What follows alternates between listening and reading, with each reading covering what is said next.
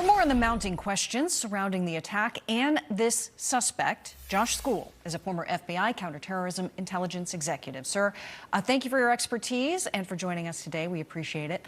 I want to get your thoughts as this continues to unfold, and a number of authorities officials have weighed in on the situation, particularly at the time in the evacuation surrounding Afghanistan. These plane loads of people, very concerned about the vetting that was done on everyone that came into the country at this time, and this is highlighting those concerns once again. Your thoughts on what all of the officials are saying as to whether or not and how thoroughly this individual charged in this attack was vetted? Well, I think initially this subject was vetted as thoroughly as possible. He had a long track record of working not only with the intelligence community, but with the special operations folks in country over a long period of time. He likely had support to obtain his special immigrant visa, which would have gone through a rigorous screening. That being said, there are two reports, one from the Department of Homeland Security, OIG, and one from Department of Justice, OIG, which highlighted some inaccuracies in the vetting and the pressure politically to bring Afghani refugees into the country. I think you raised some great points, and there was also a great concern at the time that Afghanistan was falling that we were getting our allies out, that people that had helped U.S. forces got additional help to get out of the country. So, and every stone, as the investigators in this case have said, will be turned to delve into this individual's background. I want to get to something that President Trump had said about the individual as well. Take a listen. U.S. officials say that the suspect worked very closely with the CIA in Afghanistan for years, that he was vetted, and the vetting came up clean. He went cuckoo. I mean, he went nuts. And that happens, too. It happens too often with these people. You see him.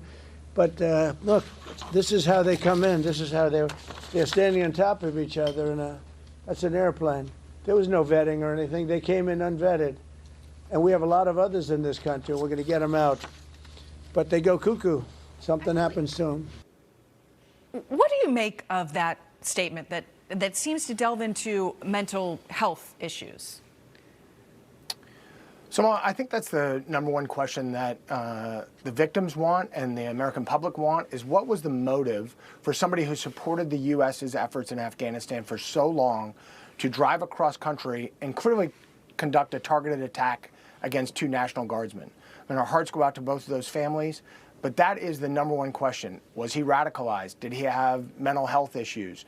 And as the FBI unfolds this investigation in their numerous interviews with family, friends, coworkers, associates, as well as what they're learning from his phones and computers, this will start to take a clearer picture in the coming days. Yeah, the investigation clearly in Washington, as well as his where he was living with his family in Washington State, and also in San Diego, was mentioned by the FBI director Patel yesterday during the press conference. Here's something else that FBI Director Patel was talking about when it comes to this investigation. Take a listen. There is confirmation now that the subject had a relationship in Afghanistan with partner forces.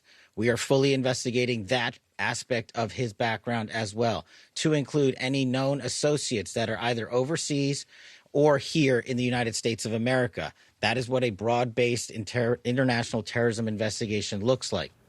So clearly this is all across the country. He's talking about international connections. How difficult is that right now with where Afghanistan stands today? Well, it's incredibly difficult and cumbersome.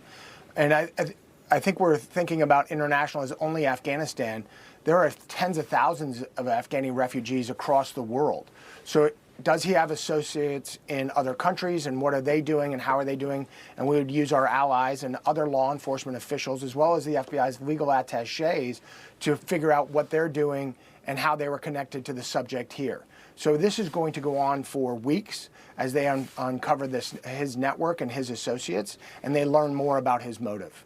All right. Josh Skule, some great points there as we're talking about all the stones that our investigators will be working to overturn in the coming weeks as they delve into this. Thank you very much, sir, for joining us. Appreciate it. I'm Steve Doocy. I'm Brian Kilmeade. And I'm Ainsley Earhart. And click here to subscribe to the Fox News YouTube page to catch our hottest interviews and most compelling analysis.